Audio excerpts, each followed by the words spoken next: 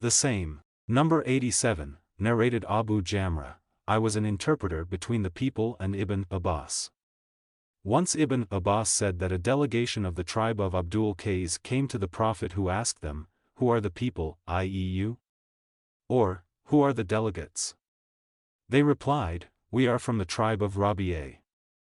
Then the Prophet said to them, "Welcome, O people," or said, "O delegation of Abdul Qais. Neither will you have disgrace nor will you regret." They said, "We have come to you from a distant place, and there is the tribe of the infidels of Madar intervening between you and us, and we cannot come to you except in the sacred month. So please order us to do something good, religious deeds, and that we may also inform our people whom we have left behind, at home, and that we may enter paradise, by acting on them." The Prophet ordered them to do 4 things, and forbade them from 4 things.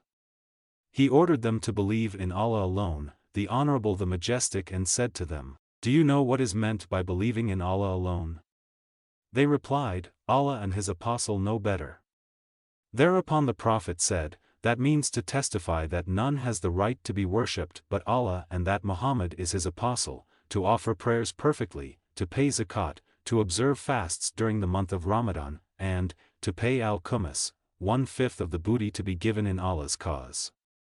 Then he forbade them 4 things, namely ad-duba, hantam, muzafat, and a nakar or mukayyar. These were the names of pots in which alcoholic drinks used to be prepared. The Prophet further said, "Memorize them, these instructions, and tell them to the people whom you have left behind." Number 88, narrated Abdullah bin Abi Mulaika, Uqba bin al-Harith said that he had married the daughter of Abi Ihab bin Aziz. Later on a woman came to him and said, "I have suckled, nursed, Uqba and the woman whom he married, his wife, at my breast." Uqba said to her, "Neither I knew that you have suckled, nursed, me, nor did you tell me." Then he rode over to see Allah's Apostle at Medina, and asked him about it.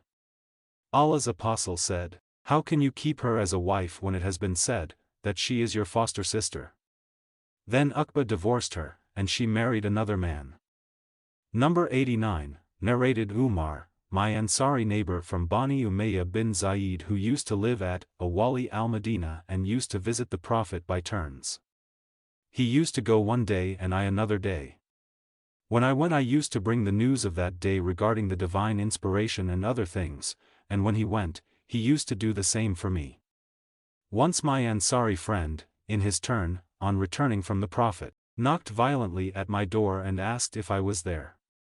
I became horrified and came out to him. He said, "Today a great thing has happened." I then went to Hafsa and saw her weeping. I asked her, "Did Allah's Apostle divorce you all?" She replied, "I do not know." Then, I entered upon the Prophet and said while standing, "Have you divorced your wives?" The Prophet replied in the negative.